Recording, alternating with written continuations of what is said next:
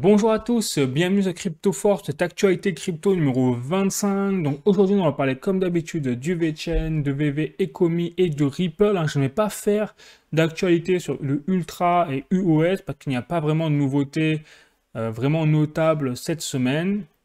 Et donc également je vais faire le point très important sur l'actualité crypto plus générale. Vous allez voir il y a pas mal de choses à dire et aussi sur l'actualité économique en parallèle, parce que là aussi on a, bon, pas des bonnes nouvelles, mais c'est que de la logique, c'est que, bah, vous verrez, il y a des choses que je vous ai annoncées il y a plusieurs mois, bref, à travers les vidéos, si vous avez suivi, eh bien on y est, quoi, voilà, on y est, donc c'est pas, ça va pas être triste, hein, au niveau économique avec les monnaies fiat et tout, mais heureusement quand même qu'il y a le Bitcoin, les crypto-monnaies. Heureusement, au moins qu'il y a de l'espoir avec les alternatives comme les cryptos, même l'or, l'argent physique, etc. Bien entendu, qui restent les valeurs refuges par excellence également.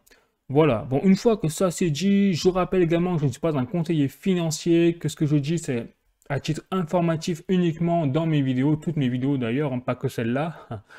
Et voilà. Donc, ben moi, écoutez, je vous propose d'embrayer et de d'abord voir mon trailer, comme d'habitude.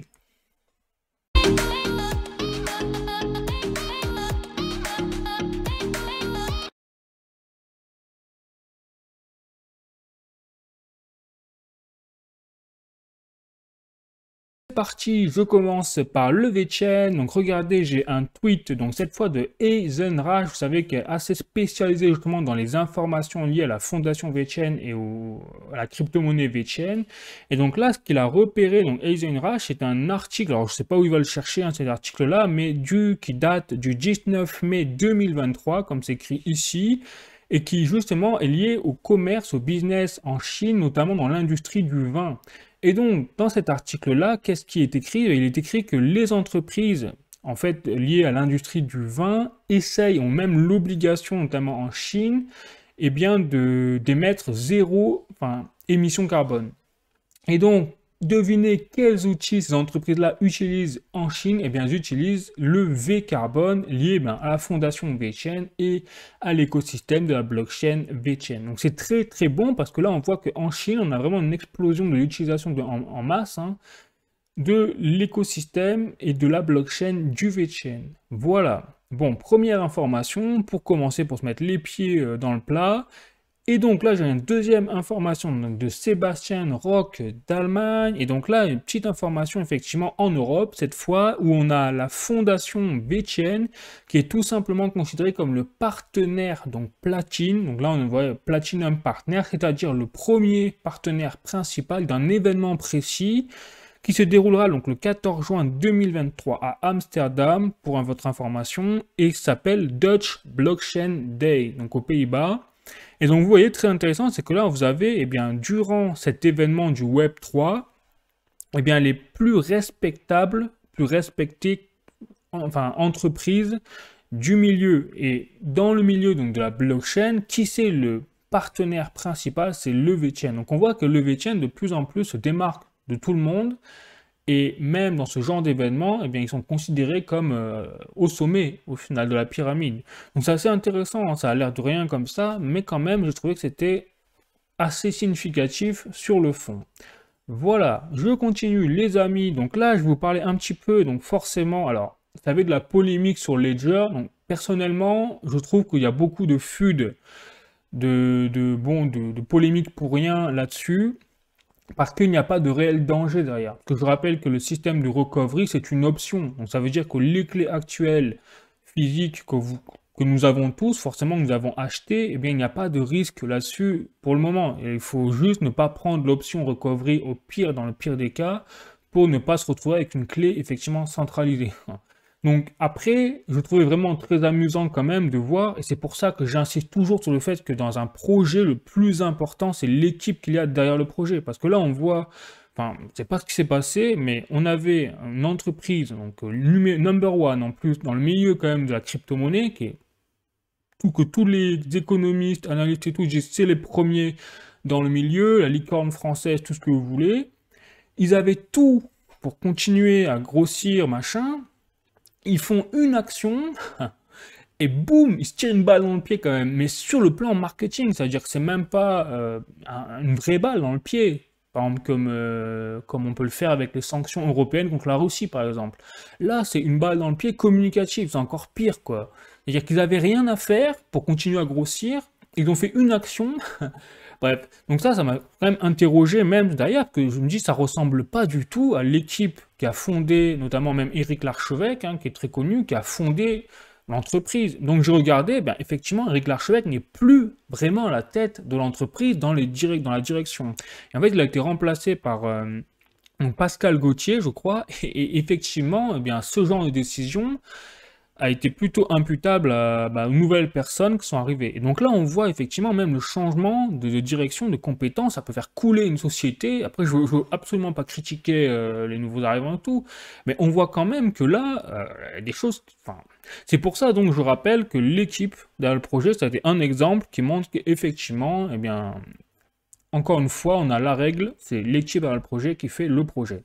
Bon, pour en revenir donc à la fondation VeChain, et là j'ai un tweet effectivement donc vraiment de la fondation VeChain et qui parle justement, qui font référence à cette polémique et qui prennent une image simple, c'est Ledger Recover et ils barrent le système et à la place ils mettent, voilà, ils présentent également leur système à eux via leur partenariat avec une entreprise qui s'appelle Safe Haven, que vous pouvez voir là, donc Safe Haven, et qui est justement spécialisé dans tout ce qui est la sécurité dans le milieu de la blockchain, des crypto-monnaies, etc. Donc je vais vous présenter un petit peu, alors, très rapidement bien entendu, cette entreprise, ce projet. Alors en plus, ce projet-là a même un token sur lequel on peut investir, qui s'appelle le SHA token, je ne sais pas si vous le connaissiez, mais là voilà, vous le dis. Et en fait, le but de cette entreprise, c'est vraiment de construire, c'est écrit là, de construire en fait des solutions de finances décentralisées, de la DeFi, pour justement sécuriser, manager, stocker et transférer vos crypto-monnaies vers d'autres assets, notamment comme les NFT, les passeports, les images, des documents, etc. Donc, ils sont vraiment spécialisés dans la sécurisation de tout l'aspect, tout l'écosystème lié à la blockchain. C'est quand même assez intéressant. Et donc, en fait, ils sont comme Ledger, mais eux, ils n'ont pas de clé physique. C'est-à-dire, ils proposent vraiment les services sur les serveurs, sur les sites internet, sur les blockchains, etc. Voilà. Et donc, ce qui est aussi intéressant, là, forcément, c'est un projet notamment qui fonctionne sur l'écosystème de VeChain en plus, vous voyez le système. Et surtout, ce qui est intéressant, c'est que regardez, ils disent, bon, bah là, ils font leur marketing, ils vendent leur pub, ils font leur propre presse, et ils disent pourquoi choisir Safe Haven. Et là, ils disent déjà, nous avons un système qui est militarisé, un système en fait de cryptage, je dirais militaire, du type militaire.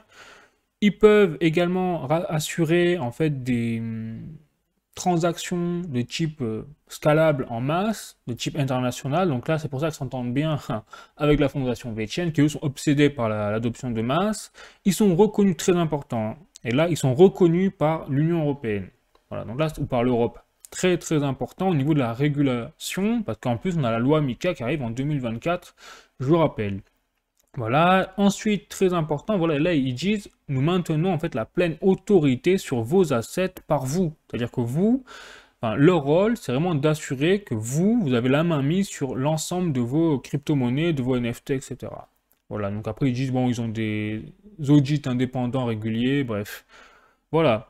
Donc c'est vrai que c'est assez intéressant de voir que si demain, effectivement, on n'a plus de Ledger, on n'a plus de Trésor, parce que effectivement, en parallèle de la polémique Ledger, qui personnellement pour moi n'en est pas vraiment eu, mais bon, allez, soit dit en passant.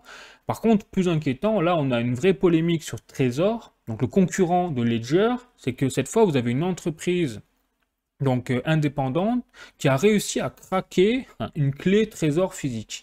Donc là, un gros délire, c'est qu'on nous dit que les clés qui sont incraquables, et ben là on a une entreprise qui a prouvé, vidéo à l'appui, en temps réel, qu'elle avait craqué une clé Trésor. Mais bien sûr, déjà, il fallait avoir la main sur cette clé Trésor physique. Et en plus, il fallait également des moyens quand même assez lourds et des compétences techniques de la part des hackers aussi également assez lourdes. Donc, c'est pas à la portée de n'importe qui de craquer ce genre de clé, mais en tout cas, c'est faisable. Voilà, donc là, on est dans une polémique en ce moment sur les clés physiques. C'est pas la bonne période hein, pour ce genre d'entreprise, on le voit bien. Bref, voilà, donc c'est pour ça que là, je trouvais que Safe Haven, ce genre d'entreprise, eh bien, c'était effectivement un bon point pour la fondation VChain de vendre leur partenariat avec Safe Haven. Je continue les amis. Donc, alors là, j'ai un autre tweet de Eisenrach, toujours sur le VChain, où il présente effectivement la collaboration entre la fondation VChain, X plus NFT et World of V. Donc World of V, vous le connaissez, c'est le marketplace de NFT officiel de la fondation VChain quasiment. Et là, vous avez X plus NFT qui est vraiment moins connu. Et donc c'est pour ça que j'ai cliqué dessus, je vais vous montrer ce que c'est. Voilà, donc X plus NFT. Et là, en fait, c'est un projet italien, hein, vraiment italien. Et donc le principe, c'est de lier l'aspect phygital avec les objets et surtout même des services. Et c'est là où ça devient innovant, parce que là, par exemple, j'ai donc Flavia Pennetta, je crois que c'est une joueuse de tennis, donc une équipe internationale mais italienne, enfin je crois, hein, je dis pas de bêtises. Et donc là, vous avez un NFT, alors là ça s'affiche pas, mais voilà, vous avez le NFT qui est là, qui a été créé par un artiste. Hein, voilà, l'artiste c'est Gian Lorenzo Comandini, bref. Et donc ce NFT, quand vous l'achèterez, apparemment vous aurez droit à une call vidéo en personne avec Flavia, donc la joueuse de tennis. Vous pourrez lui parler, lui demander des conseils si vous êtes un joueur de tennis vous-même, ou simplement lui poser des questions sur son expérience, etc. pendant une durée maximum de 10 minutes. Ça veut dire que là, on est dans un nouveau cadre, nouveau genre, c'est-à-dire que les NFT sont liés derrière à un service, à une prestation, à même à du coaching, pourquoi pas, on peut tout imaginer, et surtout l'aspect digital. C'est-à-dire que là, vous avez des NFT qui sont également physiques. Là, je parle notamment, par exemple, de l'image de ce maillot, qui appartient également à un artiste et qui est même signé, hein, comme vous pouvez le voir là. Eh bien, si vous achetez le NFT, vous achèterez également la copie du maillot en temps réel, physique, etc., que vous recevrez chez vous dans votre boîte aux lettres.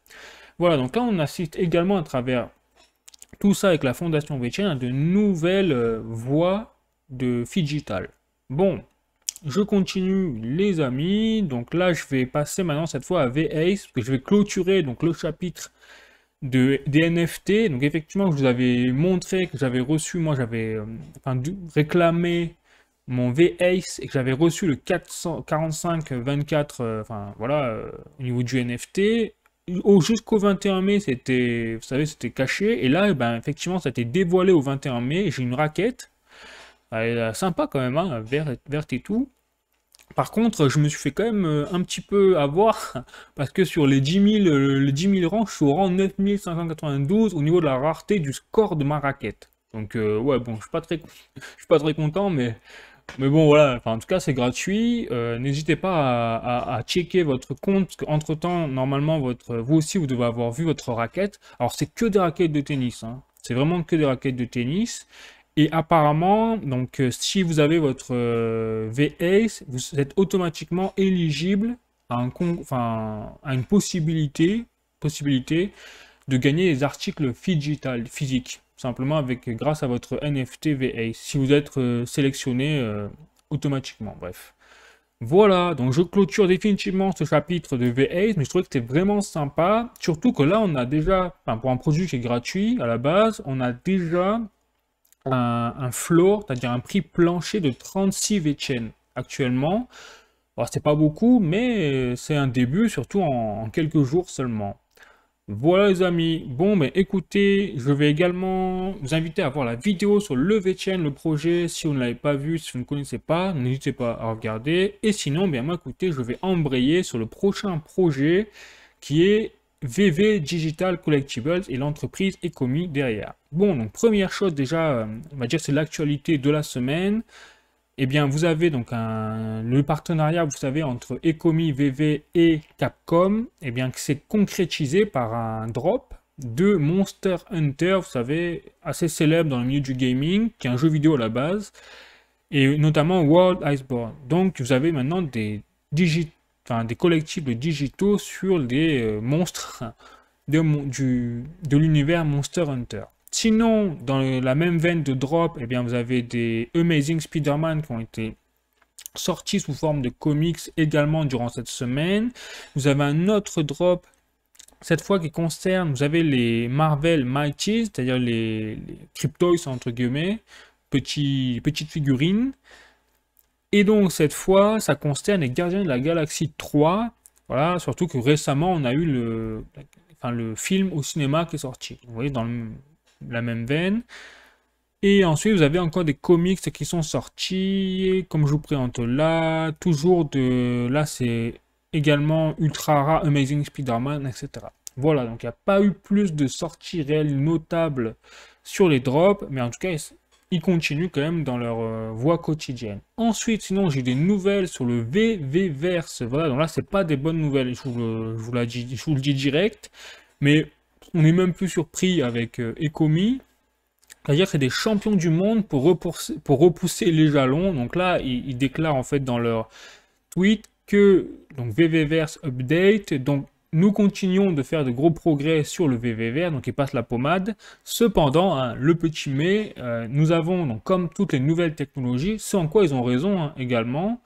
Nous avons des problèmes et des complications donc inattendues et notamment, donc, si j'ai bien compris, à cause de l'importation qu'ils doivent faire sur l'aspect visuel de leurs collectibles digitaux qui sont sur VV et pour les convertir dans l'application VVverse, dans le métaverse. Voilà, donc c'est ça là qui leur pose le plus de problèmes. Peut-être que vous n'avez pas prévu, vous n'avez pas anticipé, bref, je sais pas. Mais en tout cas, ils ont des petits soucis là-dessus, ça leur prend plus de temps du coup. Donc après, ils rassurent, hein, ils disent également, nous avons tous vos feedbacks, parce qu'il y a eu des testeurs, enfin, des gens qui ont testé le VVverse, ou qui sont en train de le tester, qui ont fait effectivement leur feedback, donc qui ont donné leurs avis, donc ils sont en train de prendre tout ça en compte, mais c'est vrai que ça prend du retard. Donc ils disent prenez votre mal en patience, en gros, mais on va continuer à travailler là-dessus, et merci de votre compréhension. Hein. Donc on voit bien que là également, galère un petit peu, VV est quand même un galère. Entre-temps, vous avez le prix du token et OMI qui est en train de s'effondrer littéralement. Et donc, vous avez une vraie vague de départ hein, des investisseurs du projet. Personnellement, je comprends, hein, vraiment, je comprends. Chacun est maître de faire ce qu'il veut de son argent, surtout quand ça implique derrière effectivement, de voir son argent perdre de la valeur au fur et à mesure du temps. Mais après, heureusement, ça c'est mon avis, hein, bien sûr, toujours. Heureusement qu'il y a par exemple, on a vu l'avancée du Master Collector Programme, de tout cet aspect-là qui est mis en place hein, aujourd'hui définitivement et qui est en train d'être amélioré cette fois sur même l'utilité de leur token OMI. Et donc là, ils travaillent là-dessus également. Donc je pense que dès qu'ils vont mettre en place les systèmes de paiement en crypto directement sur l'application et en OMI, eh bien ils vont remettre en place vraiment l'utilité du token OMI au centre, au cœur de l'écosystème de l'application VV, et là ça va relancer je pense la hype, et au moment en plus on sera en bull run. Donc je ne m'avance pas sur les prix prochains du token, mais moi c'est pour ça que je me concentre surtout sur le projet, et le projet reste prometteur. Il ne faut pas oublier cette vision-là les amis, parce que je trouve que c'est dommage de partir à un moment, et là c'est pour ça que, quand j'ai lu ça, je me dis bon ils sont en train encore de faire n'importe quoi au niveau de la gestion de projet, mais derrière, ils gardent leur vision. Et là, je vous le montre, je vous le prouve, parce qu'on a déjà un tweet de Sats avec une interview justement alors je crois que c'est Daniel Krauser, c'est le CTO, c'est-à-dire justement le responsable du développement de l'application VV, et donc le responsable technique, hein, si je puis dire, de tout ce qui est codage sur VV. Donc si vous avez des réclamations à faire, eh bien c'est à lui qu'il faut les faire sur l'aspect problème de jalon, etc. Bon, après, outre le fait qu'on comprend qu'ils ont des retards, etc., à cause de la technologie qui est nouvelle et qu'ils sont les premiers à le faire, il ne faut pas oublier qu'effectivement, là c'est rappelé ici, il le rappelle très bien, donc Daniel Krausers, que dans quelques années, quand les lunettes donc, de réalité virtuelle seront mainstream, eh bien, on aura en fait tout un aspect de collection de masse pour les collectibles digitaux, parce que l'avenir, on le voit dans les films de science-fiction, c'est vous mettez votre lunette de réalité virtuelle comme une lunette de soleil au final quand vous sortez, et comme c'est une lunette en réalité augmentée, eh bien vous avez la possibilité de voir par exemple la température qui s'affiche en temps réel, la météo, l'aspect peut-être des informations sur la route, des informations sur le trafic, des informations sur même vos propres, votre santé, vos battements de cœur, etc. Énormément de possibilités là-dessus. On le voit bien dans les films de science-fiction. Et là, ça devient peu de la science-fiction, ça devient de la réalité, puisqu'on a donc les lunettes de Apple qui vont sortir là dans quelques mois. Ça a été annoncé par Apple.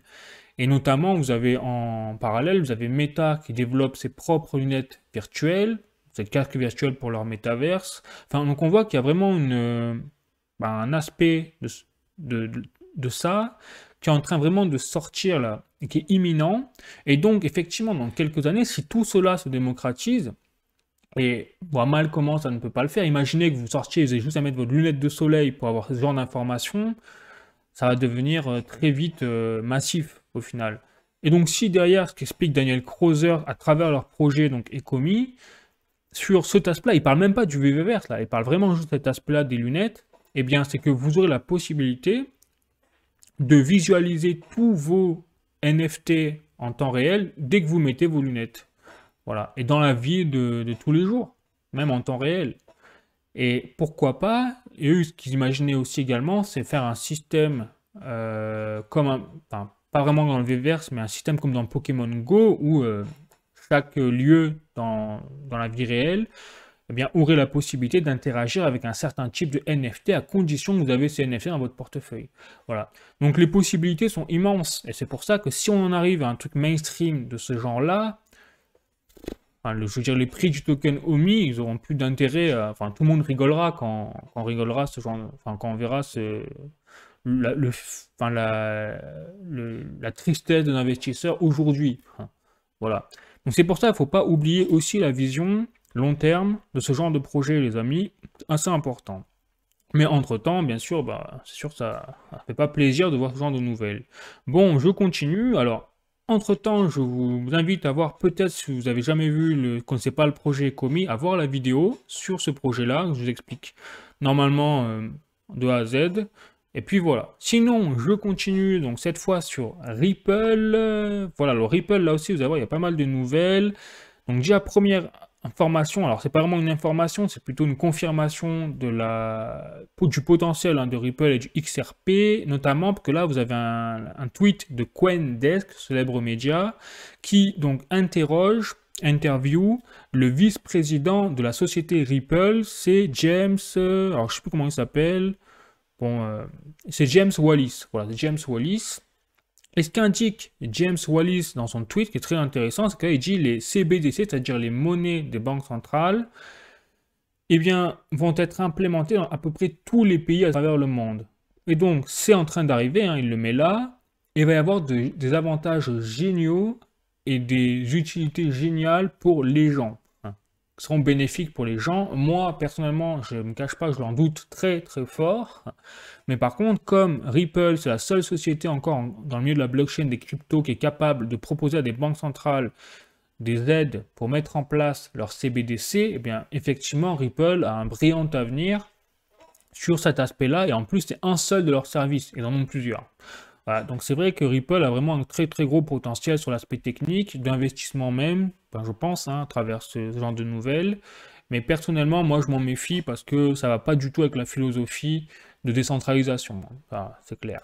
Voilà, sinon je continue avec Ripple. Alors regardez, parce qu'ils ont fait un article là récemment, 23 mai 2023, sur justement un rapport de 2023 sur le top 5 des tendances crypto dans le milieu du business. Et vous allez voir, c'est extrêmement parlant, c'est extrêmement positif également pour tout l'écosystème des crypto-monnaies. Donc là, on voit que eh bien, ils savent de quoi ils parlent et surtout, donc, ils exposent ces 5 tendances. La première tendance, c'est le fait que malgré le bear market, tout l'écosystème des crypto-monnaies reste extrêmement positif. Et là, il se réfère en fait à une sorte de sondage, je dirais, des leaders de la finance. Vous voyez, et sur ce sondage, eh bien, ça révèle que 90% de ces leaders de la finance restent extrêmement confiants dans la technologie de la blockchain des crypto-monnaies qui auront même un impact massif sur leur business, sur la finance, sur la société dans les 3 prochaines années. Il ne parle pas de 10 ans là, il parle dans les 3 prochaines années. Voilà, donc c'est pas rien quand même.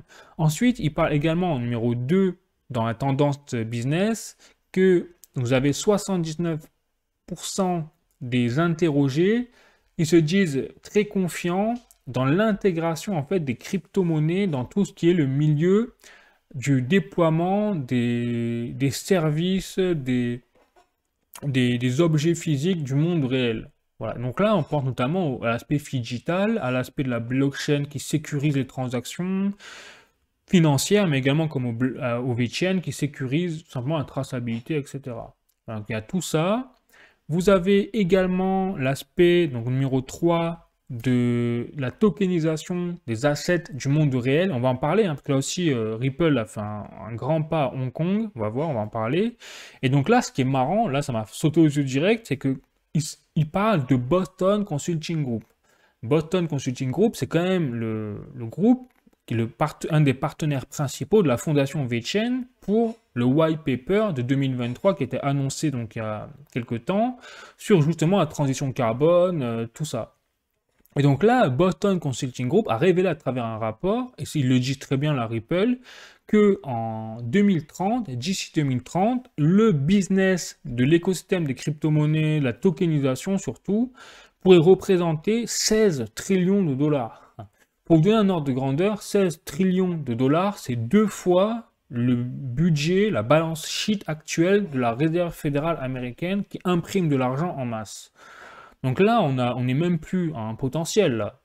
On est à un surpotentiel nucléaire, en fait. Et donc, si on arrive à ce genre de système, ah bah là, c'est fini. C'est-à-dire que la crypto-monnaie, ça remplacera littéralement les monnaies fiat. Et en fait, à travers ce rapport, quand il dit 16 trillions de dollars, clairement, Boston Consulting Group, implicitement, avance le fait que les crypto-monnaies pèseront au minimum aussi lourd que les monnaies fiat dans les prochaines dizaines d'années à venir.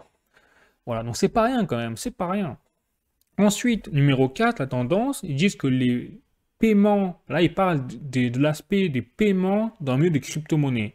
Et là, fait étonnant, hein, seulement 44% des leaders de la finance pensent, quand ils pensent aux crypto-monnaies, ils pensent au système de paiement. Donc ça veut dire qu'en fait, la majorité des leaders de la finance, quand ils pensent aux crypto-monnaies, ils pensent en fait à la blockchain, à l'utilité de la traçabilité de l'information, etc. Mais pas forcément au paiement. Voilà. Parce que, encore en ce moment, pour le paiement, ben, forcément, on a le dollar, on a toutes les monnaies fiat, etc. Et ensuite, dernier point, un des plus importants, la DeFi, c'est-à-dire la finance décentralisée, et donc la décentralisation de l'économie et de la finance, est en train d'arriver à un niveau institutionnel. Là, c'est très important, c'est-à-dire que si on en arrive à ce point-là, et c'est ce qu'ils disent, hein, à travers cela, c'est-à-dire qu'ils disent 76% des personnes interrogées au niveau des leaders de la finance se disent intéressées dans les institutions avec pour principe la DeFi, c'est-à-dire la finance décentralisée. Voilà. Donc on voit qu'il y a un vrai sujet sur la décentralisation également de l'économie avec le Bitcoin, etc. Voilà les amis, donc je trouve que c'est quand même assez intéressant. Je continue donc avec une annonce de Ripple très récente. Hop, voilà, je vous parlais de Hong Kong. Et bien effectivement, j'ai un article de journalducoin.com. Ripple veut faciliter la tokenisation de l'immobilier à Hong Kong. Parce qu'il faut savoir qu'à Hong Kong, qui est une principauté plutôt chinoise, hein, on va pas se le cacher, plus ou moins, eh bien c'est assez surprenant parce que d'une part, on dit la Chine, elle a interdit les crypto-monnaies. Mais là, en fait, ce qui est en train de se passer, c'est que Hong Kong a également autorisé maintenant les particuliers hongkongais, ou les citoyens de Hong Kong, je ne sais pas comment on dit, eh bien, à posséder des crypto-monnaies, à acheter des crypto-monnaies parce qu'ils ont autorisé les autorités financières de Hong Kong, eh bien, les plateformes exchange a commencé à revenir sur le sol de Hong Kong. Voilà. Et donc, en parallèle de cet aspect-là, en parallèle en plus de la volonté de mettre ce qu'ils appellent le IHGK, je crois, c'est-à-dire la monnaie numérique de Hong Kong, eh bien, ils ont demandé à Ripple quand même, et c'est eux qui sont allés voir Ripple, hein, c'est ça qui est fou, ils ont demandé à Ripple de mettre en place la tokenisation de l'immobilier, des actifs immobiliers à Hong Kong. Voilà. Donc là, on voit que Ripple est en train de vraiment bien, dominer de plus en plus le marché transfrontalier, d'une part des CBDC, hein, bien évidemment, mais également de l'aspect mise en place de services de blockchain pour les entreprises. Mais un aspect vraiment de régulation, quoi. Voilà. Donc c'est assez intéressant quand même à voir, hein, les amis. Bon, sur ce, sinon je vous invite à voir ma vidéo sur Ripple pour présenter le XRP, pour vous présenter un petit peu le projet. Et également, je parle forcément de la centralisation et décentralisation, hein, qui personnellement, moi, c'est ça qui me dérange dans ce projet. Mais sur le reste, vraiment, il n'y a rien à dire. C'est très très fort. Voilà. Sinon, je continue. Cette fois, je passe aux actualités crypto plus générales. Vous allez voir, il y a pas mal de choses à dire également. Enfin, quelques petites choses. Première chose, vous avez donc très bonne nouvelle. Donc là, j'ai un article de cryptost.fr, Cube 3, le plus grand incubateur Web3 d'Europe, débarque à Angers. Donc vous savez que là, en ce moment, on a une vraie guerre aux États-Unis, que vous avez les capitaux dans les crypto-monnaies qui sont en train de fuir les États-Unis et qui sont en train d'arriver en Europe. Et puisque en Europe, vous avez la régulation en plus de crypto, la MiCA, qui a été annoncée et validée par le Parlement européen, eh bien forcément tous les capitaux sont en train d'arriver en masse en Europe, et notamment en France, puisque du coup, avec ces capitaux-là, vous avez des créations d'entreprises, de startups, de la crypto, de la fintech et tout. Et donc, en parallèle, vous avez tout l'écosystème qui se développe avec des incubateurs Web3 et même qui viennent à Angers. Donc ça, c'est très bon, les amis, franchement, c'est une très bon signe, une très bonne nouvelle pour les cryptos, la blockchain en France, en Europe. Là, vraiment, je voulais vous dire la bonne nouvelle. Ça fait plaisir toujours avoir de bonnes nouvelles comme ça, hein. C'est bien. Ensuite, dans ce même genre de bonnes nouvelles, j'ai un article de coins.fr qui dit Coinbase s'associe à Bitpanda pour son expansion européenne. Donc là, c'est au 25 mai 2023, donc c'est aujourd'hui. Et là, effectivement, bah, c'est dans le même cadre, parce que ça a l'air de rien comme ça, hein, mais Coinbase, il faut savoir qu'ils sont implantés aux États-Unis. Or là, ils sont en train de se friter en masse, comme des fous là, avec la SEC, le régulateur donc américain. Et en parallèle, donc, comme ils veulent fuir les États-Unis plus ou moins, eh bien, ils se sont dit, allez, on s'associe à Bitpanda, qui est une plateforme exchange comme Coinbase, mais qui est implantée donc, en Europe. Je crois que c'est son siège social en Autriche, il me semble, hein, je ne dis pas de bêtises. Enfin, là, je n'ai pas vérifié, donc à voir, mais de tête, ça me semble que c'est un Autrichien à la base. Bref. Et donc, comme ils vont s'associer avec Bitpanda, bah, l'objectif, ça va être pour Coinbase de s'appuyer sur Bitpanda pour lancer leur propre service sur le sol européen, en cadre, en plus avec la régulation européenne, parce que Bitpanda, je crois, a déjà obtenu la prestation, vous savez, PSN. Enfin, ils n'ont pas obtenu l'agrément, ils ont obtenu la prestation. Bref, voilà. Donc ça veut dire quoi? Ça veut dire que même les entreprises crypto américaines sont en train d'essayer de s'insérer de plus en plus sur le marché européen, au moment où les États-Unis, eux, sont en train de se tirer une balle dans le pied sur ce pan-là. Je continue. Autre petite information marrante, hein, sur le plan des États-Unis également, qui sont en train de mettre le boxon là, sur le plan des crypto-monnaies là-bas, sur leur sol. Eh bien, on a juste ici le Bitcoin, un article de Crypto Actu, le Bitcoin, le gouvernement des États-Unis serait l'une des plus grosses baleines en BTC. Alors, en fait, on peut enlever le conditionnel, parce que c'est effectivement l'une des plus grosses baleines en BTC. Et il faut savoir qu'en fait, comment ils en sont arrivés là? Eh bien, en 2013, vous saviez, vous avez eu l'arrestation et la fermeture du site de Silk Road, qui était un des plus gros sites du dark web à l'époque. Et notamment, vous aviez beaucoup de transactions en crypto-monnaie à l'époque, voilà, en 2013, pour vous dire. Et donc, et c'est pour ça d'ailleurs, à cause de ce genre de site, que les gouvernements, les citoyens sont restés sur une image, eh bien, les crypto-monnaies, c'est pour les criminels, les terroristes, etc. Mais depuis le cas, enfin, depuis que c'est fermé ce genre de site, et depuis que la blockchain s'est démocratisée, eh ben, maintenant, il n'y a plus vraiment de grand aspect criminel là-dessus. Mais en tout cas, voilà, c'est resté là-dessus, déjà pour vous expliquer. Et en plus, pour vous dire, donc c'est en fermant ce site que les États-Unis, ils ont réussi à mettre la main donc, sur les 50 000 bitcoins à l'époque. Et en plus, 50 000 bitcoins à l'époque, c'était rien du tout. Je rappelle que 50 000 bitcoins à l'époque, c'était... enfin, le bitcoin valait peut-être 100 € maximum, même moins. Donc ça valait pas du tout enfin, ce que ça représente aujourd'hui. Donc aujourd'hui, comme tout ça, ça a dormi dans les coffres du gouvernement américain, eh bien aujourd'hui, leurs 50 000 bitcoins valent 3,34 milliards de dollars. Rien que ça. Et donc en même temps, une façon de vous prévenir, attention, parce que si ça se trouve, là, les gouvernements, on ne connaît pas leur volonté, leur vision des choses là-dessus. Donc ça se trouve, ils vont attendre que les prix du bitcoin baissent. D'un coup, ils peuvent vendre leurs 50 000 bitcoins pour faire chuter encore plus les prix, faire paniquer en masse les investisseurs, et essayer de fragiliser l'écosystème du Bitcoin. Ou alors, ils ont une idée dans la tête, ils se disent, si tout s'effondre, eh ben nous, on a quand même 50 000 bitcoins au cas où. Enfin, donc c'est quand même très ambigu, enfin, on le voit, hein, leur politique aux États-Unis, c'est-à-dire qu'ils sont une des plus grosses baleines de bitcoin. Je crois que la plus grosse baleine, c'est MicroStrategy avec 140 000 bitcoins, et eux, ils viennent juste derrière, le gouvernement. Donc, c'est quand même assez fou. Donc, ils sont peut-être numéro 2 en termes de nombre de bitcoins en détention au monde. Et par contre, c'est ceux qui sont les plus virulents, les plus méchants en ce moment contre les crypto-monnaies. On le voit bien avec la SEC aux États-Unis. Donc, ils jouent vraiment un jeu bizarre, là, les Américains. On ne sait pas trop ce qui se passe, mais c'est assez intéressant quand même à noter. Donc, on va prendre les pop-corn là pour eh bien, voir tout ça au fur et à mesure de l'année, là, voir ce qu'ils vont faire dans les années à venir.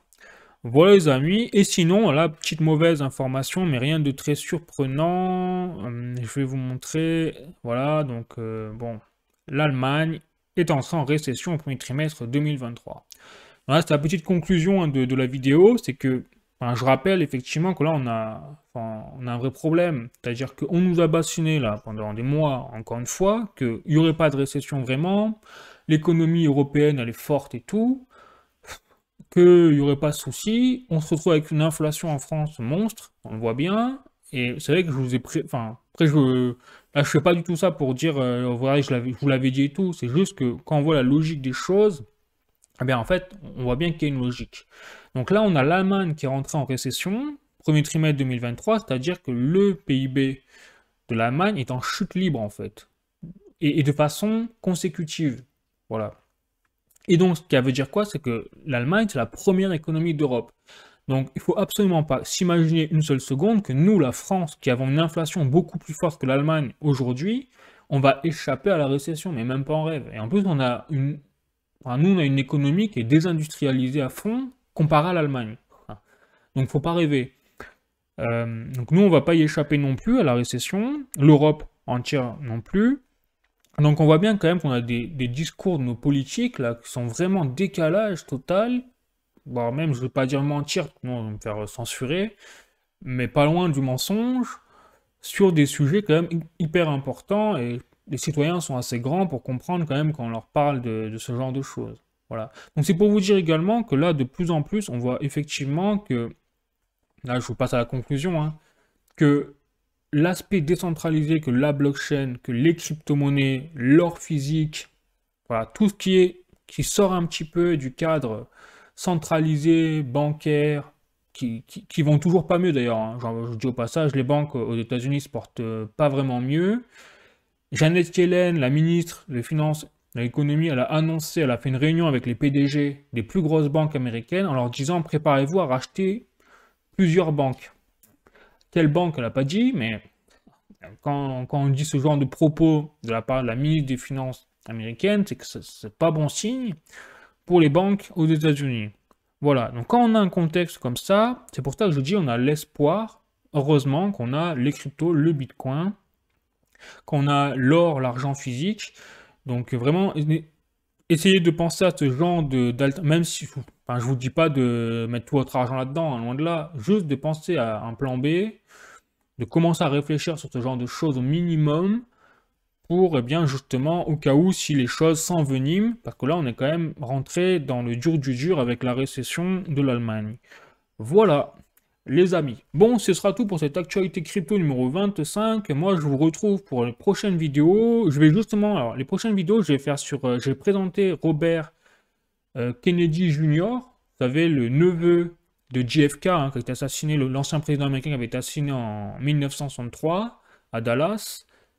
Et parce que justement, les pro-Bitcoin, enfin, je vous présente un peu le personnage, qui fait débat, hein, polémique.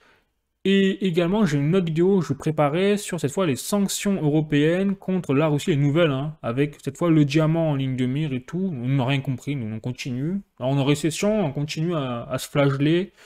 Bref, voilà. Bon, sur ce les amis, moi je vous dis à bientôt, hein, du coup, pour les prochaines vidéos là. Et voilà, portez-vous bien, ciao.